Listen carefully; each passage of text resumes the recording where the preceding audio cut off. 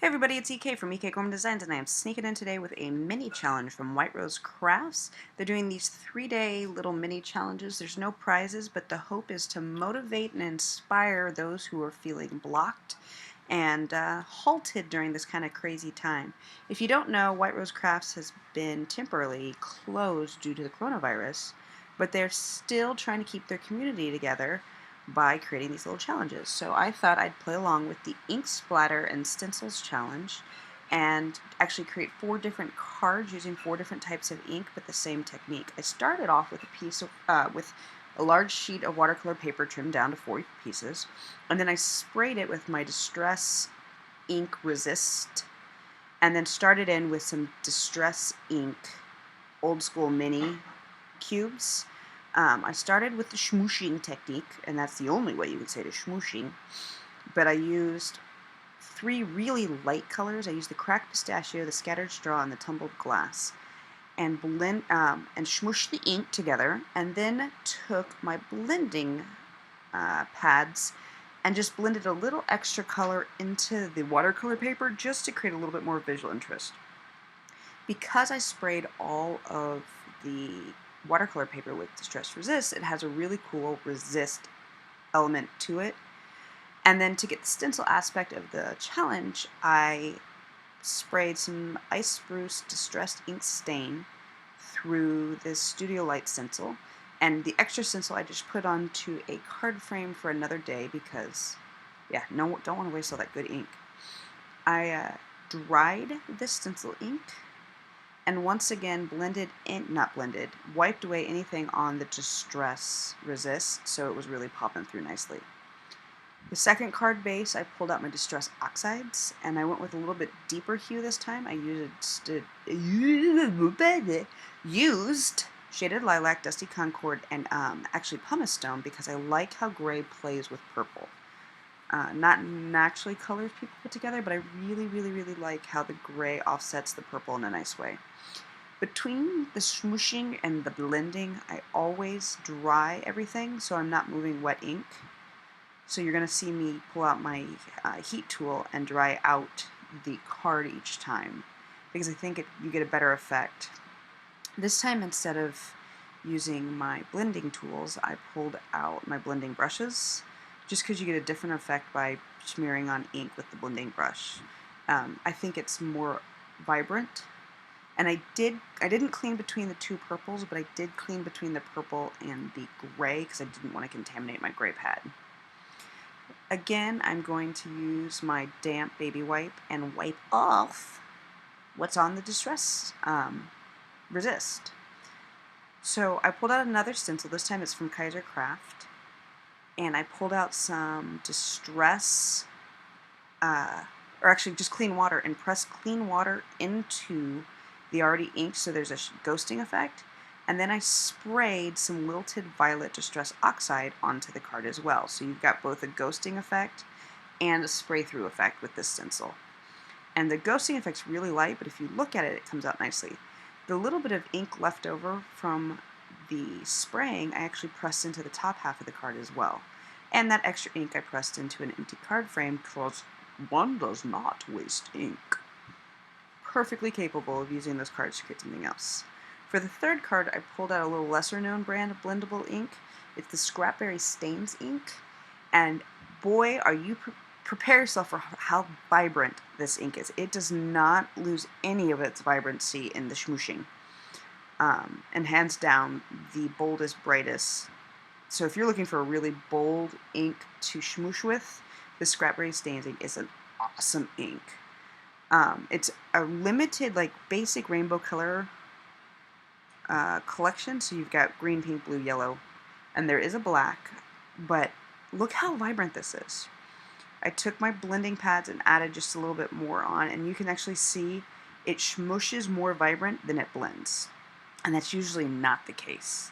You don't lose any of the vibrancy with this ink when you spray water onto it, which is really cool.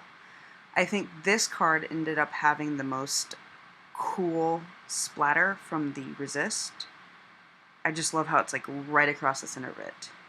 I blended some black Scrapberry ink through my All and Create stencil. It didn't actually because of how tight the stencil is, I needed my blending brush to get the ink pushed through, and here it doesn't even look like I'm pushing it through, but I promise it does, and it's a nice, really cool, subtle stenciling effect here on this card. And then I added just a little bit of black ink around the edges, just to kind of darken and add some depth of color. My final ink I used was the Windy Volition, I always say that wrong, but the Make Art Blendable Dye Ink, which is another water-based ink, and smooshed yellows, greens, and grays together. Yeah, I smushed a lot of gray ink. I just like how the gray acts as a neutral and a binder of other colors. This I thought was going to be an awful background, and in the end it ended up being one of my favorite because of the stenciling technique, of how the stenciling technique really just, yeah. So I blended some yellow into the card and it just kept turning yellow. I think my blending brush was still dirty, which is not unheard of, or the fern green color just absolutely is the dominant color and the yellow is unable to show through. And I blended, yes, you're always going to catch me rubbing the colors off the Distress Resist because it's the coolest part. So I took the Kaisercraft design template, wow, and pressed some Nuvo expanding mousse through this one. This is one of those stencils you have to almost use a 3D effect for it to work really well, but boy does it look really cool when you push a 3D medium through. Now here you can't really see it, but wait, there you go. Check out how cool that crisscross is of the stencil. And yes, I expanded it to its full potential expansion because why not? I stamped 4 different sets of images onto some watercolor paper. I used the Woodware Happy Easter, the Lawn Fawn Easter Party, the Kingfisher from Craft Consortium, and Harry and the Hedgehog from Craft Consortium. And I stamped them out in water soluble ink? No, not soluble. Waterproof ink. And for each of the different cards I used different images, but I reused that same ink that I created the background with to color in the images, just so everything kind of stayed in one happy little family. Apparently this particular water brush no longer does its job and allows the water through the water brush, so I actually have to have a little pile of water here to help me paint with. But it's okay, I can actually control how much water I'm using this way, so there are worse things in the world than having to use a little extra water on your craft mat. You'll notice I'm not cleaning my brushes between applications because I actually wanted the purple and the pink to blend together, and you'll see in a second I used the purple to actually add some shading to my pink mushroom because the pink was a little vibrant. Look how vibrant this ink is. Like, I can never get over how vibrant, and I am not a vibrant ink person, but boy, when you want a vibrant ink, this Scrapberry ink just allows you to do anything you want. See, there we go. I'm getting a little bit of shading on the mushrooms. I apologize. I should have zoomed in for this coloring. Live and learn. Little mistakes were made. So, in the comments below, let me know how you're getting along during this weird crafting time. Are you finding that you've got, for lack of a better word, a writer's block or a crafting block? Or are you able to, since you've got extra time on your hands, are you able to craft up a storm?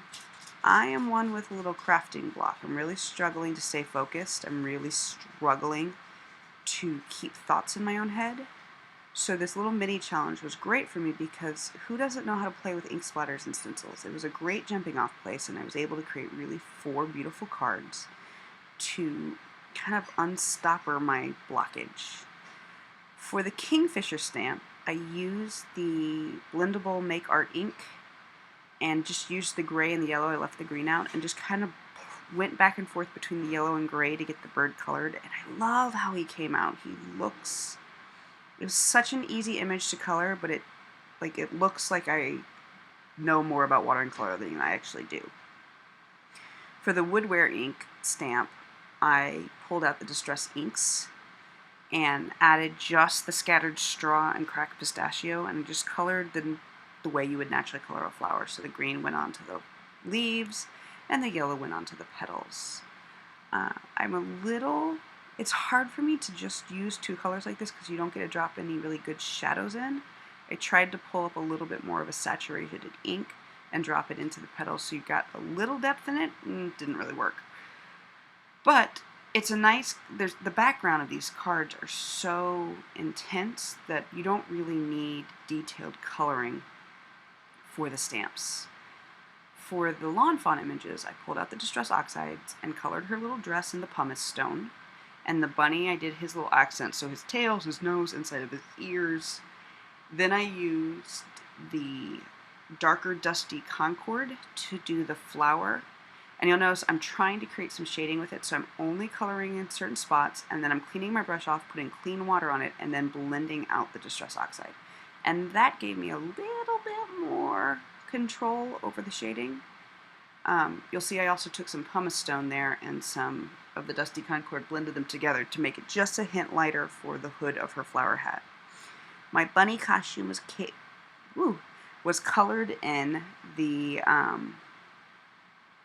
shaded lilac, and again tried to like create some depth in there by grabbing like a more saturated bit. And this time, because I think the surface area was a little bigger, I got it.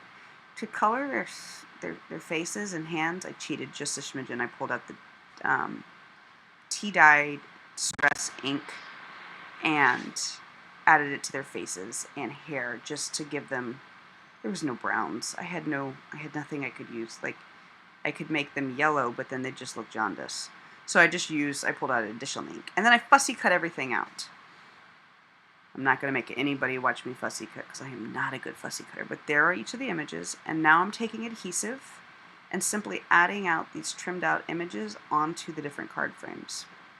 3 of the 4 stamp sets I used actually had perfect sentiment for the card. So I was able to use that. And you'll see me trim it up. When I trim down the Canson paper, the cards come out to be 6 inches by, 6 by 4.5 inches. So I actually need to trim 1/4 inch off each of the sides. So I'm trimming them down actually a little bit so you can see my A2 card frame under it. So they're going to 4 by 5.25. Look, I did math in my head. Are you proud of me? Math is not my strong suit. But no, 3 of the 4 stamp sets actually had a perfect sentiment in the stamp set. So for the Woodware one, it just says Easter blessings, because I think we could all use a few Easter blessings this year, particularly the end of social distancing. I almost said social isolating. That too, that also works, social distancing. So there's the end of my first card. So there's the Easter blessings.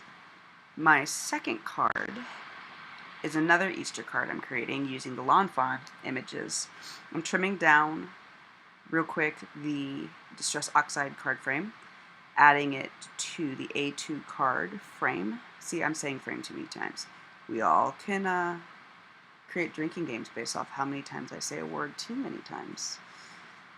But no, I'm adding this colored background to the A2 card, haha, and then adding little lawn fawn images to it with a little double-sided tape.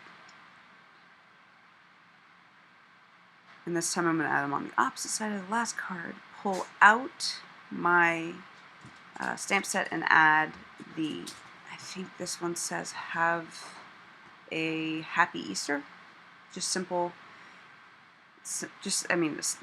like I said, the background of these cards is so interesting. You really don't have to think too hard about the sentiment. I will say, because of the distress resist, I actually had to think really hard about where I was going to put the sentiments and make sure I wasn't stamping onto the distress resist, because it would in fact resist the ink. And there you go, there's a finished card 2. Card 3 is the Harry the Hedgehog on the very vibrant, see how vibrant that is? And it's not just because I picked those colors, all of the Scrapberry inks are that vibrant. In fact, the only one that's not vibrant is the black. Go figure. Usually black like mutes out everything else, but this one, the black is not as rich as I would want it to be. So I added the colored cardstock to the card frame and then added the mushrooms to the corner of this one and let the brick stenciling kind of pop up behind them. And then this card actually has a really nice sentiment on it as well, so pulled it off and stamped it onto the card frame. I'm using my VersaFine Black Onyx ink just because I like the way it stamps. But the card says enjoy the little things, and I think at the moment that's probably the best advice anybody could give, is enjoy the little things. The final stamp set for this card didn't have a sentiment, so I pulled out an additional sentiment that I thought would work. And I added the watercolor card, watercolor cardstock to the card frame. And then added the kingfisher floating as if it was just kind of had the ability to hover there for a moment. And I added this one actually with some 3D pop-up adhesive pads because of the Nuvo expansion mousse. I knew I wouldn't be able to get the kingfisher to lay down flat, so I used a 3-dimensional tape to pop it up. There was a little risk going into this one because I have never stamped over Nuvo ink, and I wasn't 100% certain I wasn't about to ruin my card. Because I laid it on top of that expanding mousse, inked up the stamp set, and then hoped for the best. And it actually worked out. This is one of those slightly softer stamp sets, and I think that's why it worked, but it came out perfect. Thanks for joining me today. Let me know in the comments below which of the 4 cards or ink technique or inks for the same technique you liked. And until then, happy crafting.